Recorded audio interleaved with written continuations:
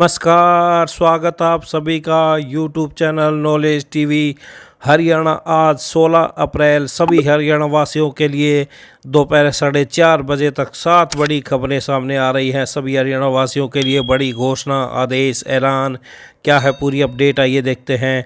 हरियाणा की हर छोटी से बड़ी जानकारी के लिए यूट्यूब चैनल नॉलेज टीवी को सब्सक्राइब जरूर कर लें। बेल आइकन घंटी का बटन जरूर दबाएं सब्सक्राइब करने के बाद। तो चलिए देखते हैं दोपहर 4:30 तक की सभी हरियाणा वासियों के लिए 7 बड़ी खबरें, घोषणा, ऐलान। हरियाणा के मुख्य सचिव ने अनुसूचित जाति, एससी और अन्य पिछड़ा वर्ग ओबीसी के विद्यार्थियों के लिए पोस्ट मैट्रिक छात्रवृत्ति योजनाओं का क्रियान्वयन वर्तमान में 7 विभाग उच्च शिक्षा, तकनीकी शिक्षा, चिकित्सा शिक्षा और अनुसंधान, कौशल विकास और औद्योगिक प्रशिक्षण, पशुपालन और डेयरी, आयुष और स्कूल माध्यमिक शिक्षा विभागों द्वारा किया जा रहा है। पारदर्शिता और जवाबदेही बढ़ाने के लिए उन्होंने यह निर्देश दिया कि छात्रवृत्ति योजनाओं के क्रियान्वयन से जुड़े सभी संस्थानों, जिला नोडल अधिकारियों और राज्य नोडल अधिकारियों के लिए आधार आधारित बायोमेट्रिक ई-केवाईसी अनिवार्य किया जाए। तो अधिकारियों के लिए ई-केवाईसी जरूरी किया तो अधिकारी बोले सिर्फ 2.5 लाख वार्षिक आय वाले पात्र।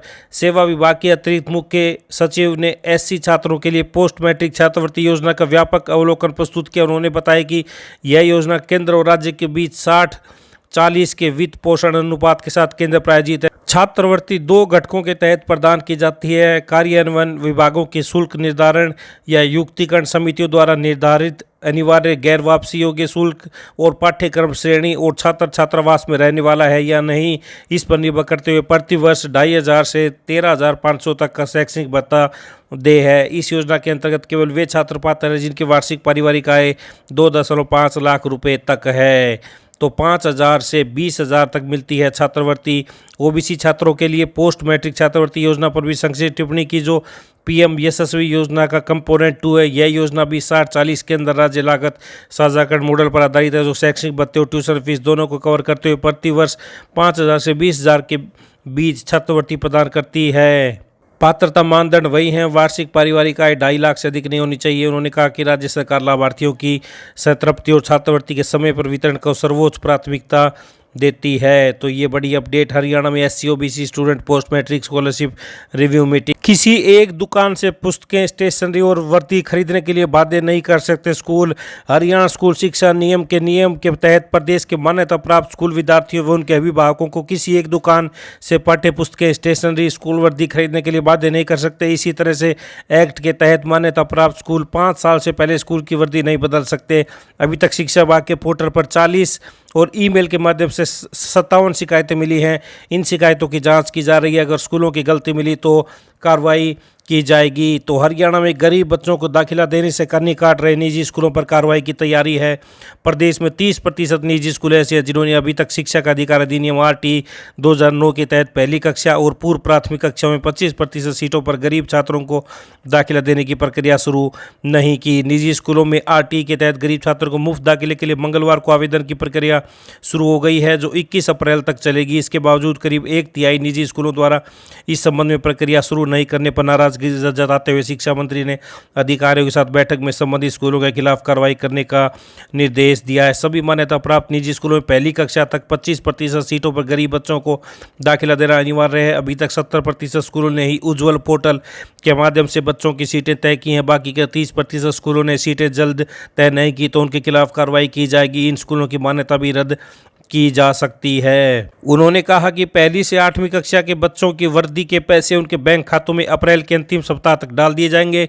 21 अप्रैल तक मुफ्त किताबें भी दे दी जाएंगी। तो महंगी किताबें लगाई तो खैर नहीं, शिक्षा बोर्ड की टीमें करेंगी जांच। अब निजी स्कूलों में प्राइवेट पब्लिशर की महंगी किताबें लगाई तो खैर नहीं, ऐसे स्कूलों के खिलाफ नियमानुसार विभागीय कार्रवाई होगी और मान्यता भी रद्द हो सकती है। इन स्कूलों की जांच अब हरियाणा विद्यालय शिक्षा बोर्ड करेगा। इसकी तैयारी हो गई और हरियाणा विद्यालय शिक्षा बोर्ड जिला अनुसार अपनी विशेष टीमें जांच गठित करेगा। अभियान के तहत 6ठी से 12वीं कक्षा तक की पुस्तकों की जांच होगी। तो ये बड़ी अपडेट। गरीबों को दाखिले से कन्नी काट रहे निजी स्कूलों पर कार्रवाई की तैयारी छीन सकती है मान्यता। सरकारी स्कूलों में 5 दिन में बच्चों को मिल जाएंगी मुफ्त किताबें। 21 अप्रैल तक किताबें मिल जाएंगी। अंतिम सप्ताह में खातों में आ जाएंगे वर्दी का पैसा। तो ये बड़ी अपडेट आई। अगली बड़ी घोषणा देखते हैं। हरियाणा में आज बुधवार रात से मौसम में बदलाव आएगा, जिसके तहत तेज हवाएं चल सकती हैं और गरज चमक के साथ बूंदाबांदी की भी संभावना है।